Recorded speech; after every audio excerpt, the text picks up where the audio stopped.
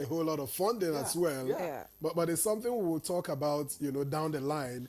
That's we'll get back to you on this. But let's introduce our guest who has just joined us from our Kano studio, and I'd like to introduce Ismail Aliu Damaraya, Chairman Strategic Committee for the Revival of 16 Entrepreneurship Institutes. I think he's joined us via Zoom from Kano. A pleasure to welcome you to Good Morning Nigeria.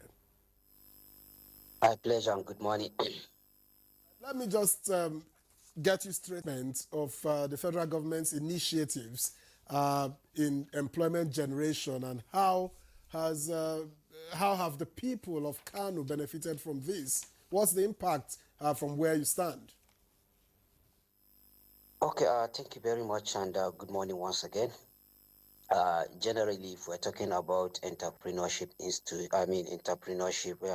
um, activities in Kano State, the general assessment with regards to the effort of the federal government put in place. I think a lot of efforts are in place, and generally, I think there are many other avenues that I feel the federal government need to improve, especially looking at the population of Kano State. If you quantify the effort per head, you'll be able to realize that federal government need to do more, especially considering the population of Kano people.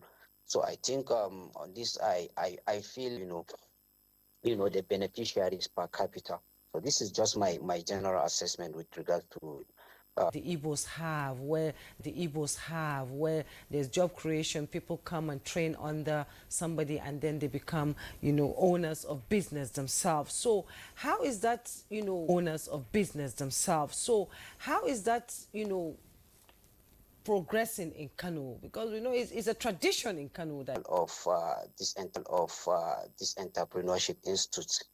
Initially, most of these institutions were closed by the previous administration, but with the coming of this administration, His Excellency Alhaji Abubakar Yusuf, created and inaugurated this our committee, named it Strategic Committee for the Revival of 16 Entrepreneurship Institute.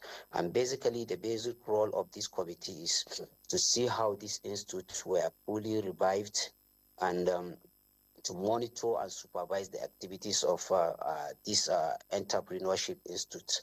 And so far, government has done a lot in that aspect, looking at the number of institutes so far revived, and currently a lot of students from beneficiaries from Kano Informatics Institute and the Kano Driving Institute were able to graduate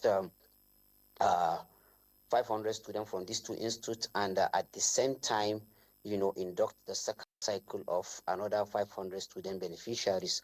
Last 3 weeks, we were able to graduate beneficiaries from Kano Livestock Institute, the entrepreneurship training, and we are expecting them to graduate in the next in the next 3, to see how we are able to bring on board other institutions like the poultry institution. Already their admission is ready.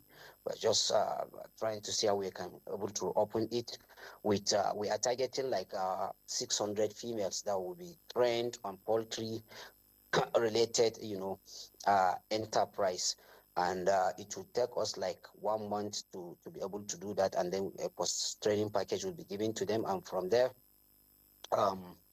another cycle will come in. So generally in Kano, we are targeting all these 16 institutes to be very fully operational, and our target is, while the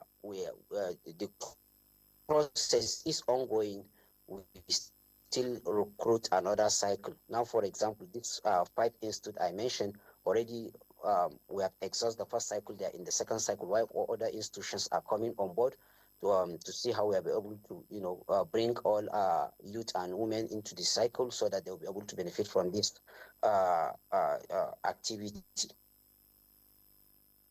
about women, we know the DG talked about, some of the complications that women have, like cultural, values. In Kano, we know a lot of women stay at home and do a lot of business. So how have you been able to access them so that you can help them? Talking about women inclusion, basically, as I mentioned earlier on, just for example, for our poultry institute, we are purely targeting 600 women for the first cycle, like of 1 month. After that, we target another cycle, and that will be ongoing and continuous. So also, in our livestock institute, we are also targeting women, particularly